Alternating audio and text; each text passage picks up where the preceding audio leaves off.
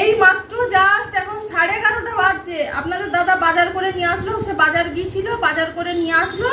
চলুন দেখি আপনাদের দাদা কি বাজার নিয়ে আসলো। এখানে কি অবস্থা জানেন, শ্রাবণ মাস পড়ে গেছে বলে ভালো মাছও পাওয়া যাচ্ছে না। আপনাদের দাদাকে 3-4টে বাজার ঘুরে লাস্টে রুই মাছ পেয়েছে, নিয়ে সে রুই মাছ নিয়ে এসছে। ওই এখন এই হাতে আর মাছটা আনলাম না, মাছটা শেয়ার করছি না। যে কি সবজি এনেছে চলুন দেখি। মাছটা তো ওটা আলাদা কথা, এখন সবজিটাকে দেখে নিই। এই যে আপেল আছে, আর কি সবজির দাম এখানে আপনাদেরকে কি বলবো। এটা হলো আপেল আর আম। এবার আবার 10-এরই পাইনি। আগের দিন তো দেখেছিলেন আপেল 150 টাকা করে কিলো নিয়ে এসেছিল, আজকে আবার 180 টাকা করে কিলো এনেছে। আর 10-এরইও 100, চৌসাও 100। দামটা এই কারণেই বলছি কারণ আপনারা কমেন্টে জানতে চান যে দিদি এখানে সবজির দাম কেমন, সেই কারণেই আপনাদেরকে দামটা একসাথে শেয়ার করে দিচ্ছি। কারণ একটা একটা করে কমেন্টে উত্তর দেওয়া প্রবলেম হয়ে যায়। এই যে কচু 120 টাকা কিলো।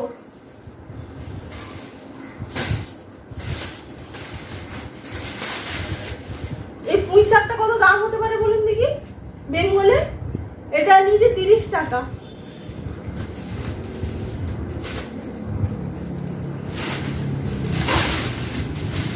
যে স্কোয়াশ এখানে আমাকে সবজিওয়ালা ফ্রিতে দিত জানেন, এই স্কোয়াশটা আজকে আপনাদের দাদা কত টাকায় কিনে নিয়ে এসছে আন্দাজ করতে পারেন আপনারা?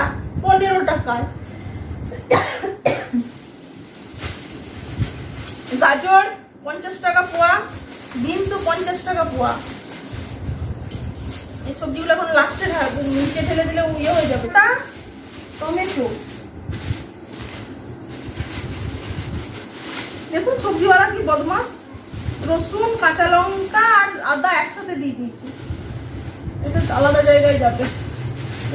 ভেন্ডি, এগুলোর দাম তো আগের দিন আমি বলেই দিচ্ছি আপনাদেরকে, সব 100 টাকা কিলো। ভেন্ডি, পটল, তবে ভেন্ডিগুলো কচি আছে। আলু তো পাওয়াই যাচ্ছে না, ওয়েস্ট বেঙ্গল থেকে আলু আসা বন্ধ হয়ে গেছে, মানে আলুর অবস্থা একদম খারাপ, আলুও পাওয়া যাচ্ছে না। এই যে 50 টাকায় 250, কি জানেন এটা? ক্যাপসিকাম।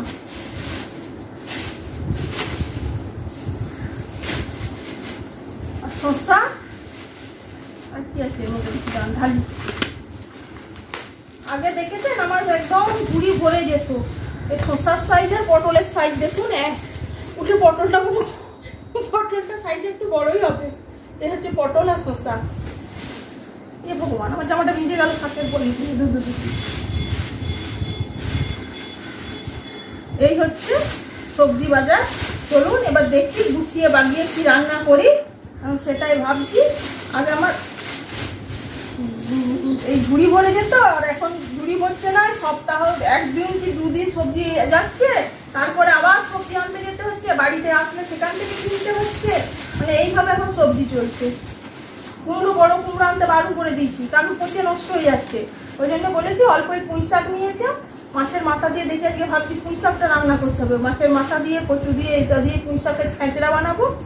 এটা একটা আইটেম হলো, তারপরে দেখি আর কি রান্না করি। চলুন এখন রান্না বান্না সারি, তারপরে আবার দেখা হচ্ছে পরে।